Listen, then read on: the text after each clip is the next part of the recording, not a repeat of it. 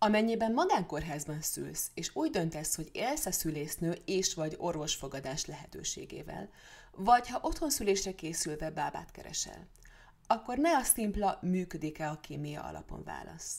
A szimpátia persze fontos, de ne elégedj meg ennyivel. Járj utána annak, hogy milyen szemléletet képvisel az adott szakember, hogyan dolgozik. Természetesen kérdezd meg erről őt magát is. Egy szakember kommunikációjából nagyon sok minden kiderül. Ha pedig bizonyos kérdéseket kikerül, eltereli a témát, vagy próbálja elviccelni, az intőjel lehet.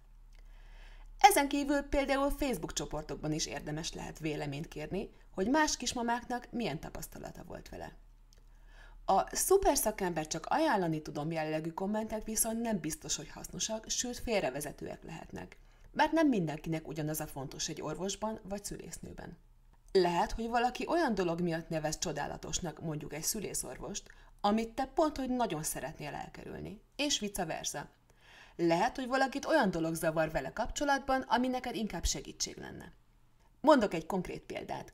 Van, akinek az adja a biztonságérzetét, hogy az orvos mindig megmondja neki, hogy mit csináljon, és van, akinek meg pont az veszi el a biztonságérzetét, hogy az orvosa autokratán kommunikál, és nem kezeli őt partnerként. Vagyis, ha véleményt kérünk, akkor kérjünk konkrétumokat. Ha jó élmény volt vele, ha rossz, mi volt a rossz, mi volt a jó, hogyan járt el, hogyan kommunikált, hogyan viselkedett, stb. Noll Andrea Nandu bábának van egyébként egy nagyon jó összefoglalója, Hogyan válasszunk bábát címmel, ami különösen bába kiválasztásánál lehet nyilván hasznos, de sok szempontja orvos vagy szülésznő kiválasztásához is releváns lehet. Ez a mini epizód részlet a Kiket választunk szülésünk kísérőinek című perinatális podcast epizódból. Ha kíváncsi vagy a teljes részre, a linket a leírásban megtalálod.